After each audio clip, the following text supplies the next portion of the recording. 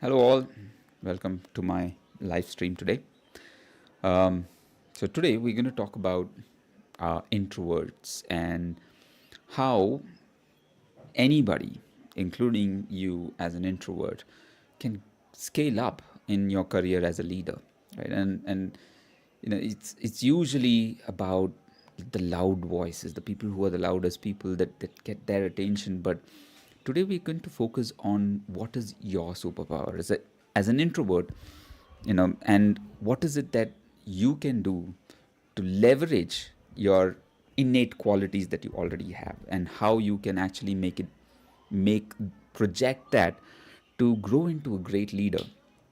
And if you like this subject, give me a thumbs up on the video and we'll carry forward, right? So let me start with a simple question that I think you will resonate with, right? How have you ever sat in a meeting room where the loudest person in the room was also the most useless person in the room? Yes, I'm pretty sure you've seen that come across many times in your career, right? And believe me, I'm an introvert, and quite a serious introvert. And it's very difficult for me to voice my opinion in a loud environment because that's not something that I prefer doing. And I remember this clearly. I'll give you an example, right? A few years back, almost 10 years back, I was in a QBR or quarterly business review. And there was this one guy, right? He was like a machine gun, high energy, loud voice, and he threw around these words like synergy, paradigm shift, and he dominated 80% of the airtime. Right, I was sitting there with my notebook, knowing for a fact that this project was more than 2 months behind schedule. But simply because he was loud and because he was confident in the way he was speaking, we had the vice president on that meeting, and even he was nodding along, is happily taking in, eating all that bull crap that was coming out of this loud leader's mind, right? And I remember I walked out of that meeting feeling really small because I thought, man, if that is what leadership looks like, I'm never going to make it, right? I almost felt like I had a defect in me. I thought I had a personality defect because I couldn't or I wouldn't interrupt him. I knew all the facts. I knew it was not really great as a project. As far as projects goes and the timelines around it, it wasn't doing great at all. But if you felt that, right? If you felt like you couldn't interrupt, you couldn't be loud, and it's okay. But today, I'm gonna, I'm gonna tell you something powerful. Based on that situation that I had many years back, I know something today I didn't know then. I know that visibility does not equal volume. If you are an introvert or just someone who likes to think before you speak, you have probably felt this pain. You think you need a personality transplant to get promoted, right?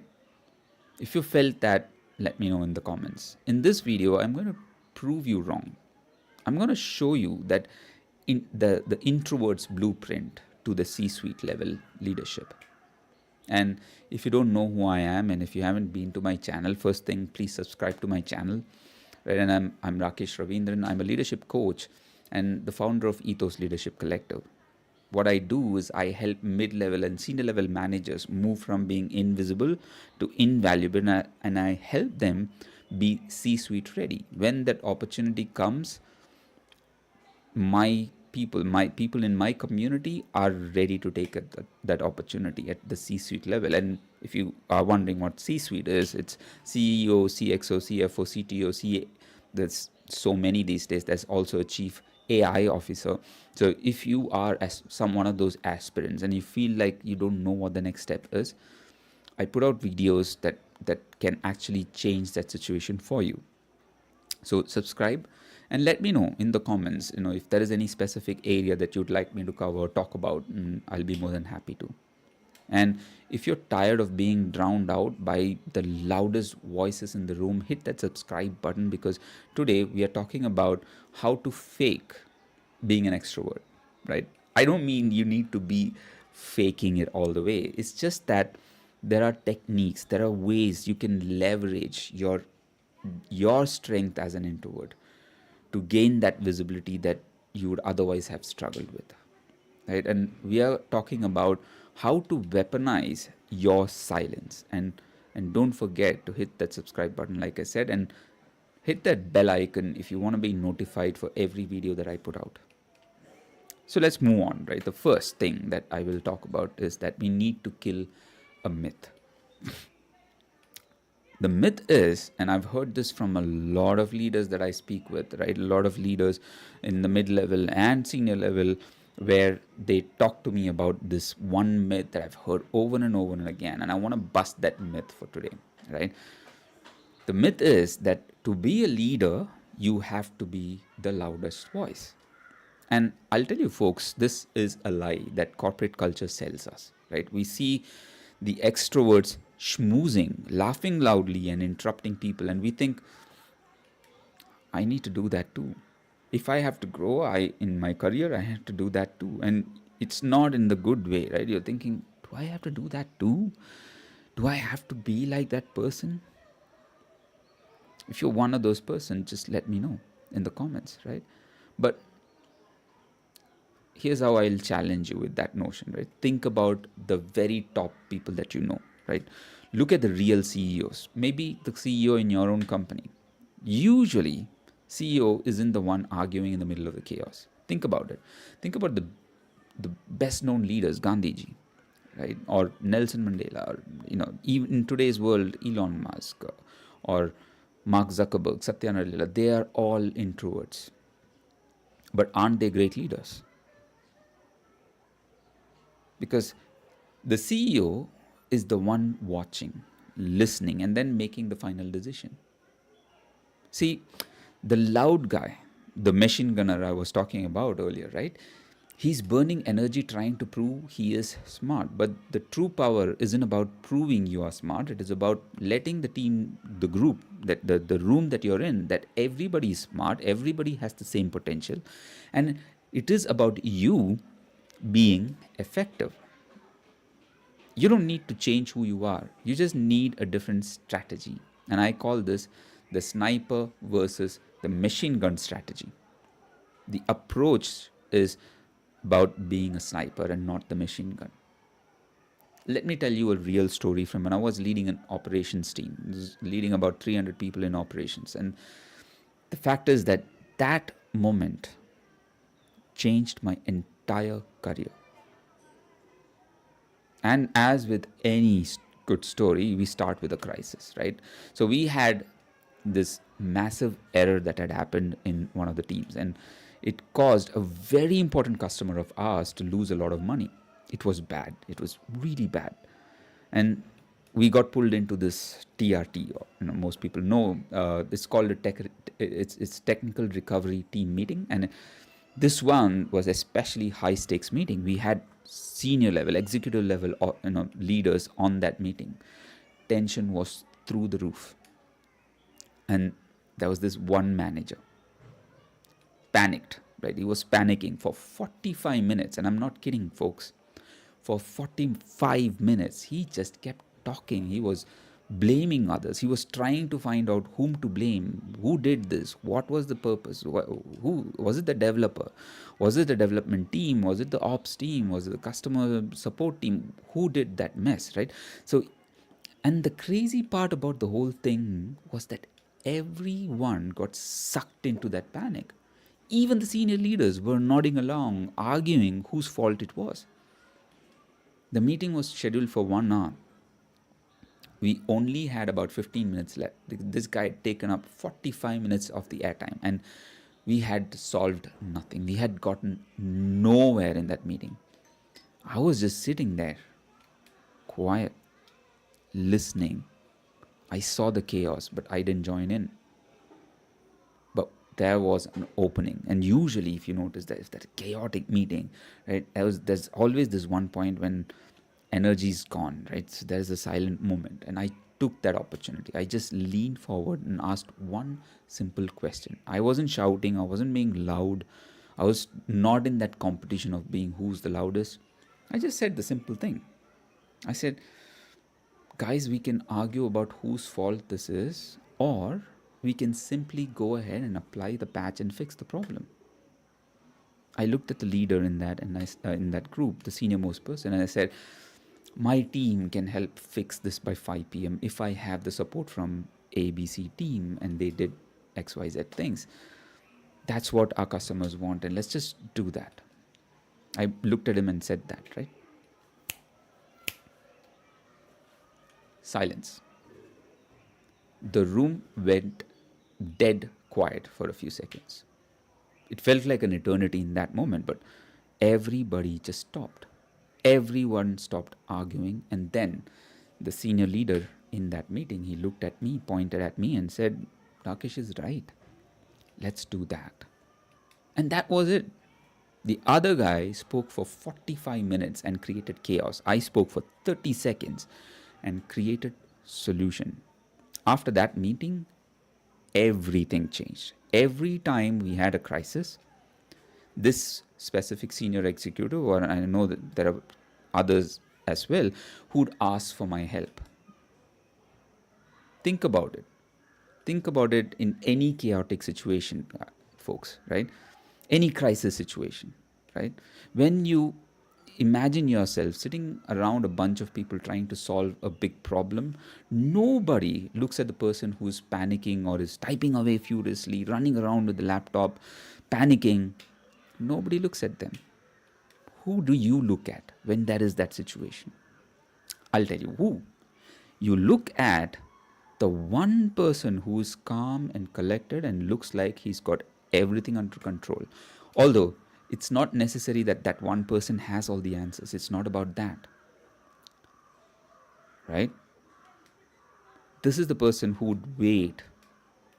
Right? They would wait and they'll just respond when the time is right, and they'll bring the right kind of points.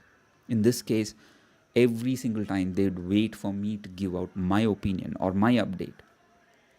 Why? Think about it. Right? Think about it in another analogy. That is a storm happening, right? You wouldn't go running and grab a branch which is flailing around in the storm and it's just moving wildly and looks like it's going to rip apart. Would you? Would you hold on to that for safety? No, you wouldn't. You would go look for something that is grounded, it's well planted, it's unshakable, right? A pole that is just well built and it's stuck, it's calm, it's in its place, and it's just absolutely stable. It's planted. It is the same for us in the crisis situation as well. People don't look for the loudest person, they look for the calmest person who seems collected, who has everything under control in up here. That, my friends, is the power of a sniper, right? You wait for your shot and you make it count. Now, the second thing introverts struggle with. It's very popular. I hear that all the time from my introverts friends, right? Politics.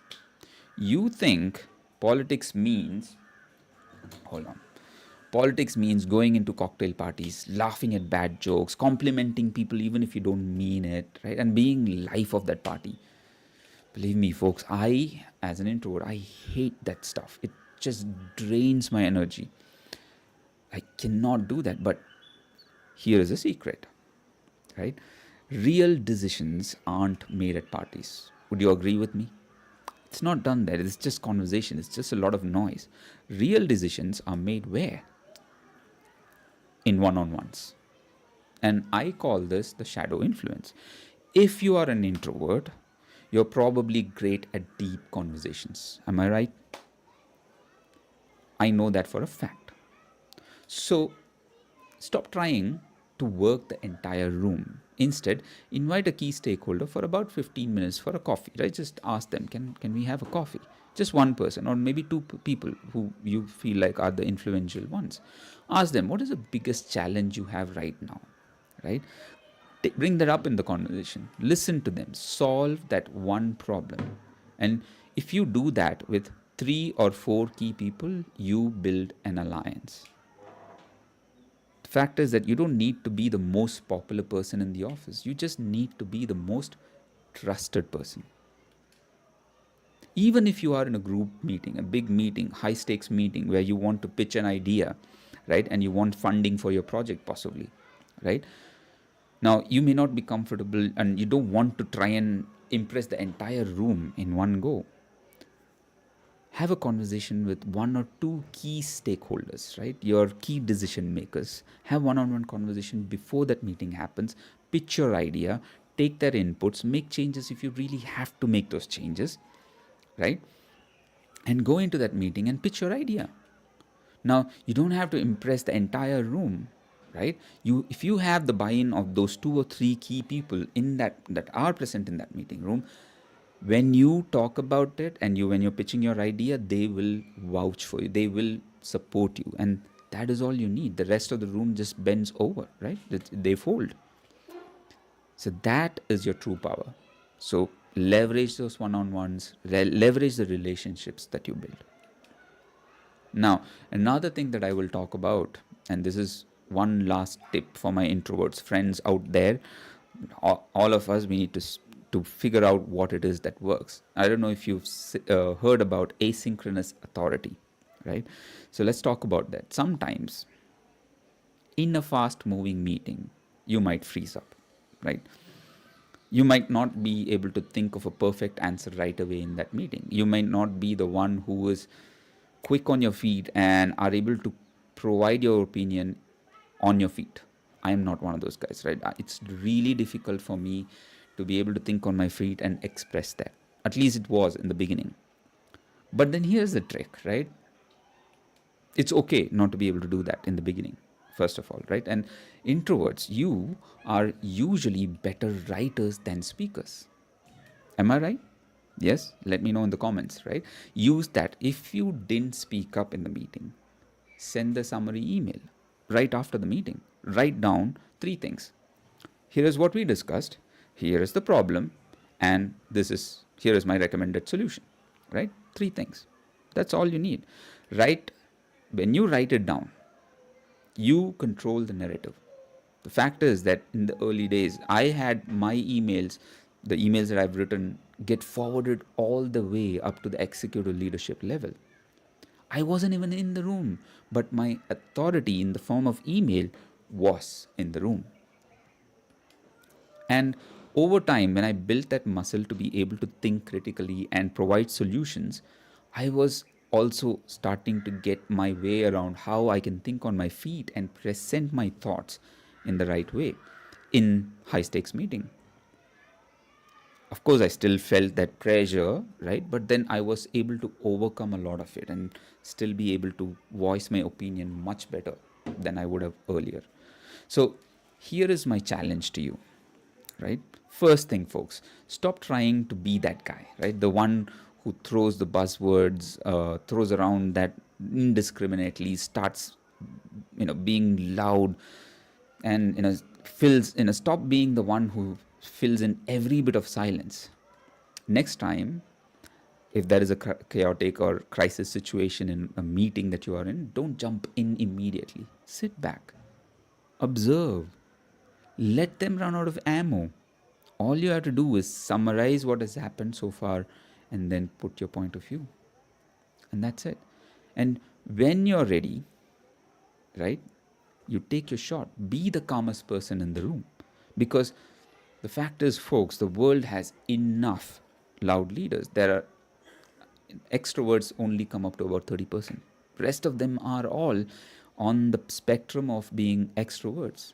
Introverts, we are minorities. So the world has enough loud leaders. What we are missing in the world is deep leadership. Yeah. And if you found this helpful, give this video a thumbs up and let me know in the comments, are you a sniper or are you forced to be a machine gunner at work? I would love to hear your stories.